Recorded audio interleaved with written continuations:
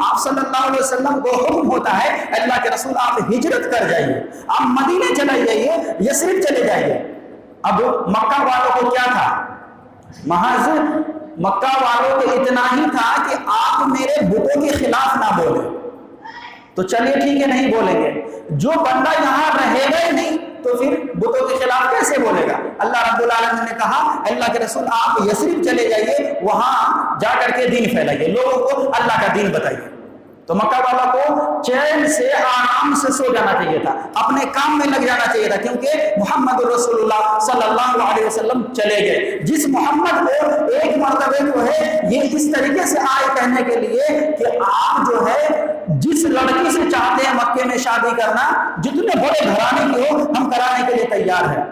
جس محمد صلی اللہ علیہ وسلم کے سامنے کہا گیا کہ آپ کو ہم اپنا بادشاہ ماننے کے لیے تیار ہیں، آپ بادشاہ بن جائے، چیئرمین بن جائے، جو چاہے وہ لے لیجیے، لیکن محمد رسول اللہ صلی اللہ علیہ وسلم نے انکار کر دیا۔ اب بھلا بتائیے مکہ والوں کو کتنی چین کی نیند سونی جانی چاہیے کہ بھائی دیکھو اب تو وہ محمد چلا گیا ہے، ان کے ساتھی لوگ جو جا رہے ہیں تو اچھی بات ہے، لیکن نہیں، ایسا ہرگز نہیں ہوا، بلکہ وہ سال گزرا نہیں تھا کہ محض ایک سال کے اندر میں آپ صلی اللہ علیہ وسلم کے اوپر اٹیک کر دیا جاتا ہے، اسلام کے اوپر اٹیک کر دیا جاتا ہے اور دنیا بدل ہو جاتی ہے۔ دیکھیے فتنوں کا دور ہے، مکے میں بھی آپ صلی اللہ علیہ وسلم پریشان، اور مدینے میں بھی گئے تو وہاں بھی پریشان، اور وہاں صرف کافروں سے ہی پریشانی نہیں تھی، آپ صلی اللہ علیہ وسلم کو وہاں بہت زیادہ مشکلوں کا سامنا کرنا پڑا۔ یہاں تو صرف کافر لوگ تھے، آپ کو ستاتے تھے، مشرکین ستاتے تھے، اور وہاں جو ہے یہود و نصارہ بھی ساتھ ہو گئے۔ اب بلا بتائیے آپ صلی اللہ علیہ وسلم کو اللہ کی سنت کی دفاع کے لیے کس حد تک جان کی قربانی دینی ہوگی، کس حد تک آپ صلی اللہ علیہ وسلم نے اللہ کے دین کے لیے، اللہ کے دین کی بقا کے لیے محنت کیے ہوں گے، مشقت کیے ہوں گے، کس طریقے سے لوگوں کو ایک جھٹتے میں اور یکجہتی کے ساتھ لوگوں کو قدم سے قدم ملائے ہوں گے، کاندھے سے کاندھا، سوچ سے سوچ ملائے ہوں گے۔ بھلا بتائیے میرے بھائیو، تو یہ جو آج اتنے فتنے آ رہے ہیں، خاص کر کے وسیم رضوی مرتد کا فتنہ، میرے بھائیو انہوں نے ایک کتاب لکھا پیغمبر محمد کے نام سے، اور اس کتاب کے اندر اتنی زہر افشانی کی ہے محمد رسول اللہ صلی اللہ علیہ وسلم کے تحت کہ ہمارے حساب سے، میرے علم کے اعتبار سے شاید اللہ رب العالمین اس میں بھی خیر رکھا۔ کیوں؟ جب تک اسلام کے اوپر انگلیاں اٹھی ہیں، محمد رسول اللہ صلی اللہ علیہ وسلم کی ذات کے اوپر انگلیاں اٹھی ہیں، اللہ کی قسم کہہ رہا ہوں بہت زیادہ فائدہ ہوا ہے۔ اور جتنے بھی سمجھدار لوگ ہوتے ہیں، عقل و شعور والے ہوتے ہیں، باشعور لوگ ہوتے ہیں، الحمدللہ ان لوگوں نے اسلام قبول کیا ہے۔ تو اس میں اللہ کی مرضی ہو سکتی ہے، لیکن میں آپ کے سامنے اس بات کو عرض کرنا چاہتا ہوں، اس کا سبب کیا ہے، وجہ کیا ہے۔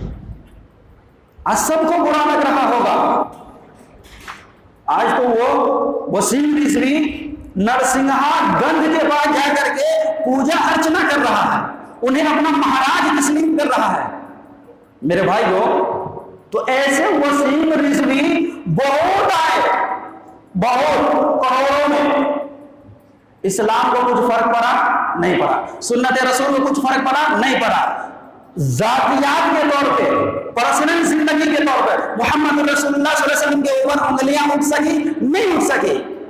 کیوں نہیں اٹھ سکی؟ اس لیے کہ سنت کے دفاع کرنے والے موجود رہے، اور جس اسٹیج کے اوپر، جس لیول کے اوپر فتنے ہوتے تھے، اسی لیول پہ جا کر کے مجاہدین نے سنت کا دفاع کیا۔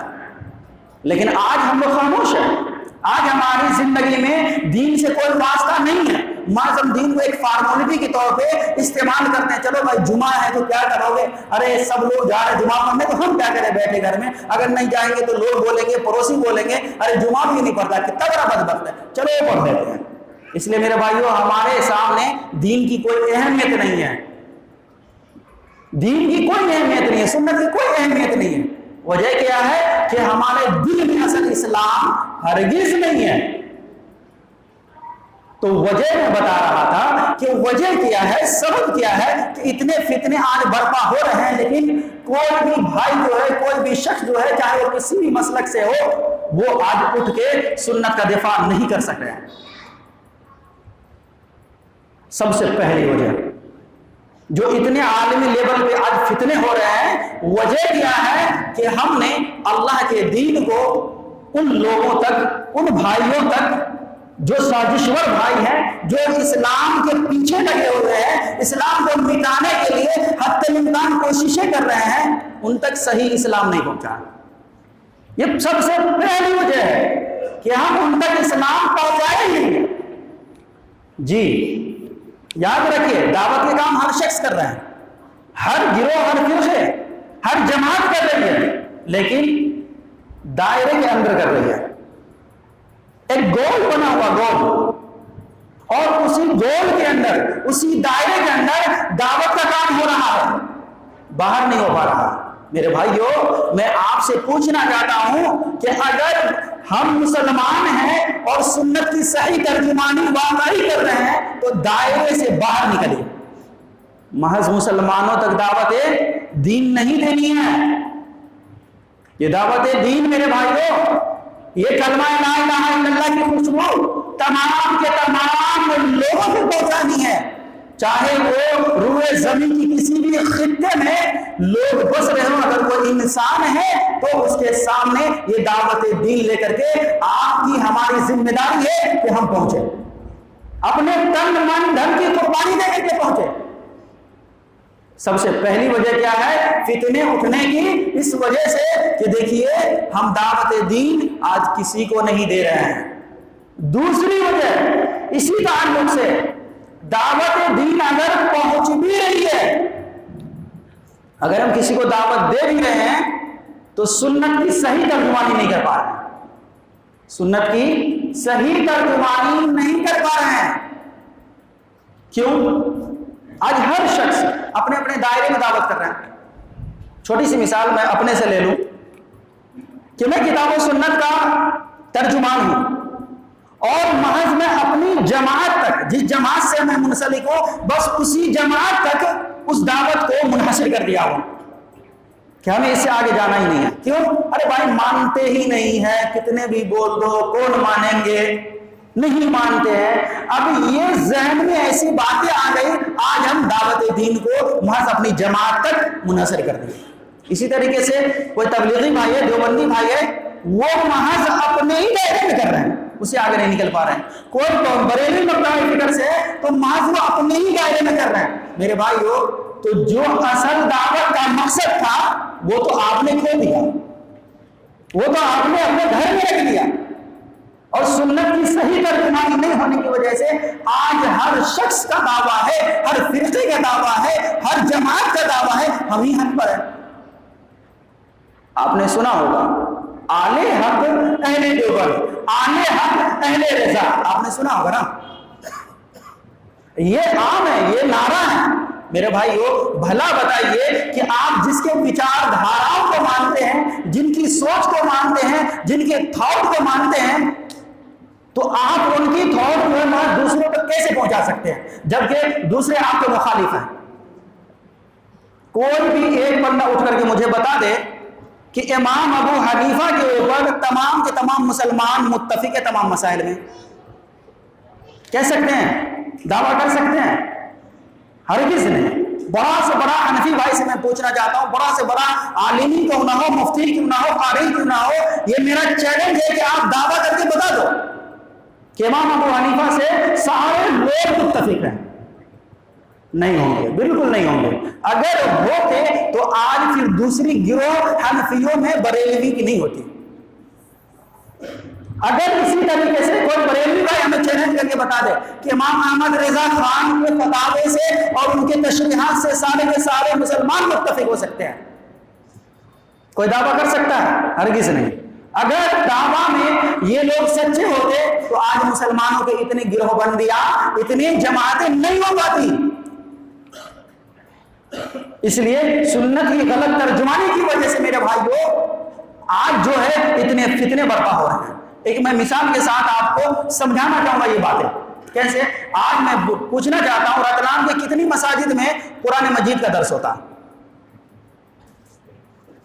سر اٹھائیے، کوئی بندہ بھائی بتا دیجئے کہ ہماری مسجد میں سنت کا کے تحت جو ہے درس ہوتا ہے اور قرآن مجید کا درس جو ہے فجر میں، عشاء میں کبھی بھی ہوتا ہے۔ اکثر مساجد میں ہوتے ہی نہیں درس. ہم درس کس چیز کا دیتے ہیں؟ سب سے پہلی بات تو یہ ہے کہ آپ جو ہے اپنے بچوں کی تعلیم و تربیت جس اسکول میں کریں گے، جس تھاٹ میں کریں گے، جس لائن سے کریں گے، جس پیٹرن پہ کریں گے، وہ بچے جا کر کے اسی پیٹرن پہ چلتے ہوئے اپنی زندگی کو سنوارنے کی کوشش کریں گے. تو آپ درس دے رہے فضائل اعمال کی. فضائل اعمال اللہ کی کتاب نہیں ہے. اللہ کے رسول کے دور میں فضائل اعمال نہیں تھی. اسی طریقے سے صحابہ کے دور میں فضائل اعمال نہیں تھے. تابعین کے دور میں نہیں تھی. امام ابو حنیفہ کے دور میں نہیں تھی. محض یہ 250-300 سال پیچھے کی کتاب ہے. اس کتاب کے اوپر تمام کے تمام جماعتیں، تمام گروہ کیا متفق ہو سکتی ہے؟ ہرگز نہیں. اس لیے ہماری کمی ہے کہ آج یہ فتنے برپا ہو رہے ہیں. حالانکہ الحمدللہ بہت اچھا کام ہمارے دیوبندی بھائی جو بھی تبلیغی بھائی ہیں، میں اسے دل سے سلیوٹ کرتا ہوں کہ وہ دعوت کے کام میں آگے آئے ہیں. مجھے بہت خوشی ہوتی ہے. لیکن آپ کدھر بلا رہے ہیں؟ آپ کا اسٹیج کیا ہے؟ اس سے ہمیں اختلاف ہے. بہت اچھا کام ہے. قرآن مجید نے کہا وَمَنْ أَحْسَنُ قَوْلًا مِّمَّنْ دَعَا إِلَى اللَّهِ وَعَمِلَ صَالِحًا قَالَ إِنَّنِي مِنَ الْمُسْلِمِينَ. اس شخص سے بہتر کوئی ہو ہی نہیں سکتا ہے جو اللہ کی طرف لوگوں کو بلائے اور فخر سے کیا کہے میں مسلمان ہوں. مسلمان کہے اپنے آپ کو تو بہت ہی اچھی بات ہے. لیکن بلا کیوں رہتے ہیں؟ اسٹیج کیا ہے؟ منہج کیا ہے؟ اس سے ہمارا اختلاف ہے. کیوں؟ اس لیے اختلاف ہے جس کتاب کی طرف آپ بلا رہے ہیں مسلمان اتفاق اس کتاب پہ نہیں کر رہے ہیں. اب عصبیت پرستی کی نظروں سے مت دیکھنا کہ یہ اہل حدیث عالم ہے اس نے بول رہا. ہرگز نہیں. سب سے پہلے میں اہل حدیث سے بڑی ہوتا ہوں. میں کتاب و سنت کا عالم ہوں. جی میں سب سے پہلے اپنا مسلک اپنا فرقہ چھوڑ رہا ہوں. آپ چھوڑنے کے لیے تیار ہو جائیے. الگ اعلان کہتا ہوں جس مسلک میں کام مجھے لے کے چلیے، لیکن دعوت دین میں دوں گا اللہ کی کتاب کی طرف. دعوت دین میں دوں گا محمد رسول اللہ صلی اللہ علیہ وسلم کی سنتوں کی طرف. دعوت دین میں دوں گا آثار صحابہ کی طرف. دعوت دین میں دوں گا ائمہ دین کی طرف. میرے بھائیو تو آج جو ہے سنت کی غلط ترجمانی کی وجہ سے اتنے فرقے برپا ہو رہے ہیں. اتنے جو آپ دیکھ رہے ہیں منکرین کا فتنہ ہے. خاص کر کے کچھ لوگ ایسے ہیں جو بعض آیتوں کا انکار کرتے ہیں، بعض آیتوں کو مانتے ہیں. قرآن مجید کے بعض آیتوں کا سرے سے انکار کر رہے ہیں. احادیث رسول کے بعض حصوں کا سرے سے انکار کر رہے ہیں. یہ کیوں ہو رہا ہے میرے بھائیو؟ یہ فتنے کیوں برپا ہو رہا ہے؟ سنت کی صحیح ترجمانی نہیں ہونے کی وجہ سے. اگر آج سنت کی صحیح ترجمانی ہوتی اور تمام کے تمام مساجد میں قرآن مجید کھولا جاتا، اس کو پڑھا جاتا، اس کے ترجمہ و تفسیر صحیح طریقے سے کیا جاتا، اللہ کی قسم کہہ رہا ہوں وہ شام کا سورج نہیں ڈھلتا اس سے پہلے مسلمانوں میں اتحاد پیدا ہو جاتا. جی چھوٹی سی مثال میں دینا چاہتا ہوں. ایک مسجد ہے یہاں، میں مسجد کا نام نہیں لوں گا. الحمدللہ اس میں قرآن مجید کا درس ہوا اور شروع ہوا. مجھے بہت خوشی ہوئی اور میں نے دل سے اس چیز کو ایکسپٹ کیا اور دعائیں بھی کہ مفتی صاحب آپ نے اس کام کو شروع کیا ہے. یہ میرے دل کی دعا ہے اللہ رب العالمین آپ کو اس کام میں کامیابی و کامرانی عطا فرمائے. لیکن مسئلہ کہاں پھنس گیا؟ مسئلہ کہاں پھنس گیا؟ اگر مان لیجیے میں خطیب ہوں، ابھی میں ممبر رسول میں ہوں، تو ممبر رسول سے کون سی بات ہونی چاہیے؟ قرآن اور حدیث کی بات ہونی چاہیے. اگر مان لیجیے میں مفاد کے تحت اپنے اماموں کی باتیں سناؤں، اپنے علماؤں کی باتیں سناؤں، آپ بھی کہیں گے ارے اس مسلک کے اندر بھی وہی باتیں ہیں. لوگ جو ہے ادھر امام کو کاٹ کر کے دوسرے امام سے کاٹ کر کے اپنے اماموں کی طرف کھینچ رہے ہیں. ایسا ہوگا؟ کہہ سکتے ہیں کہ بھائی ہم جو ہے امام ابو حنیفہ کی باتوں کو مانتے ہیں اور یہ جو ہے امام ابن تیمیہ کی باتیں سنا رہے ہیں، تو امام تو دونوں برابر ہے. کہہ سکتے ہیں، آپ کا سوال ہو سکتا ہے. تو مسئلہ کیا ہو گیا؟ مسئلہ یہ ہو گیا کہ جب میں درس دے رہا ہوں تو میں قرآن و حدیث بیان کر رہا ہوں اور قرآن مجید بیان کر رہا ہوں تو آپ کو حوالہ دے رہا ہوں. حدیث رسول بیان کر رہا ہوں، اس کا حوالہ دے رہا ہوں. اگر آپ اتنا شعور رکھتے ہیں تو آپ بالکل جا کر کے آپ عالم علماء کے سامنے بھی رکھ کر کے حدیث رسول کھول سکتے ہیں. مسئلہ کہاں پھنس گیا میں آپ کو بتاتا ہوں. سورۃ الفاتحہ کا ترجمہ اور تفسیر ہو رہی تھی. کسی بھائی نے مفتی صاحب سے سوال کر دیا، بلا بتائیے نماز میں سورۃ الفاتحہ مقتدیوں کو پڑھنا کیسا ہے؟ سوال سمجھ میں آ رہا ہے نا؟ اور سب کا سوال ہوتا ہے ایسے کہ بلا بتائیے کہ نماز میں سورۃ الفاتحہ پڑھنا مقتدیوں کو کیسا ہے؟ امام صاحب کی کیا ذمہ داری تھی؟ مفتی صاحب کی کیا ذمہ داری تھی؟ قاری صاحب کی، امام صاحب کی کیا ذمہ داری تھی؟ انصاف کی بات تو یہ ہوتی کہ وہ کہتے رسول اکرم صلی اللہ علیہ وسلم نے سورۃ الفاتحہ پڑھی ہے یا نہیں پڑھی ہے؟ رسول کا نام ہی نہیں لیا، پہلی بات۔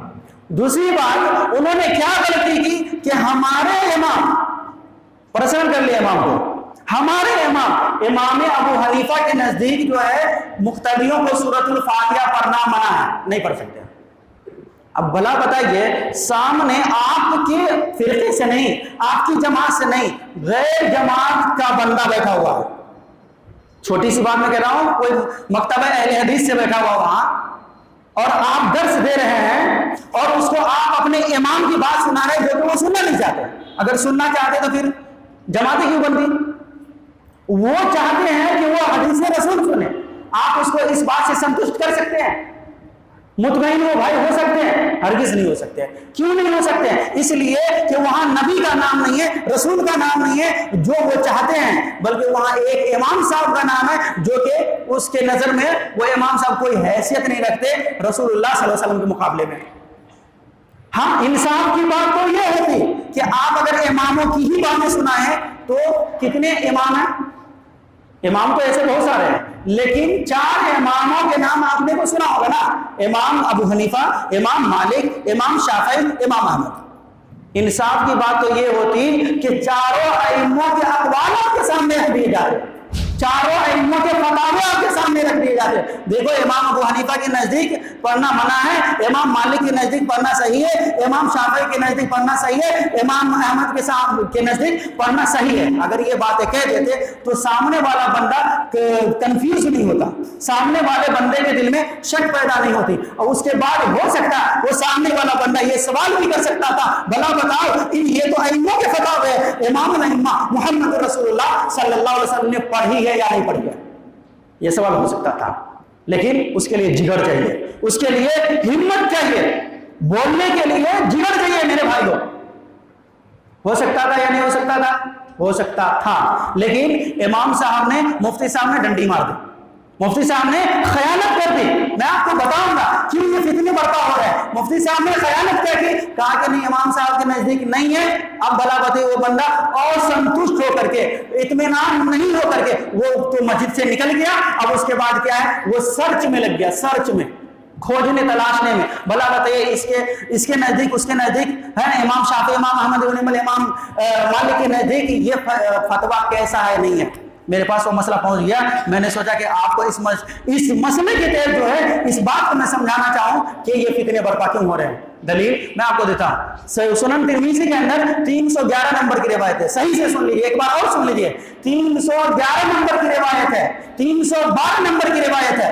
امام ترمذی رحمۃ اللہ علیہ حدیث نقل کر رہے ہیں۔ کیا حدیث نقل کر رہے ہیں؟ اللہ کے رسول صلی اللہ علیہ وسلم فجر کی نماز پڑھائے، صلاۃ الصبح، صلاۃ صبح، نماز فجر پڑھائی، آپ کے پیچھے جو ہے صحابہ کرام نماز پڑھ رہے تھے، تو آپ کے پیچھے قرات کر رہے تھے، قرات کر رہے تھے صحابہ بھی، یعنی آپ صلی اللہ علیہ وسلم بھی قرات کر رہے اور صحابہ بھی قرات کر رہے تھے۔ تو اللہ کے رسول صلی اللہ علیہ وسلم کے اوپر بوجھل ہو گئی یہ بات، قرآن پڑھنا کہ مطلب ایسا لگ رہا تھا کہ مطلب میں نہیں پڑھ پاؤں گا، اگلی آیت نہیں پڑھ پاؤں گا، اور ہوتا ہے ایسے۔ یہ قرآن مجید ہے، اس لیے کہ نہ ہی زبر بدل سکتے، نہ ہی زیر بدل سکتا، کچھ بھی نہیں بدل سکتا، وہی رائٹ ٹو رائٹ کرنا پڑتا ہے۔ تو اللہ کے رسول کے اوپر یہ چیزیں قرات کرنا بوجھل ہو گئی۔ تو اللہ کے رسول نے فرمایا کہ دیکھو تم میں سے کون میرے پیچھے قرات کر رہا تھا، میں بھی پڑھ رہا تھا اور تم بھی پڑھ رہے تھے۔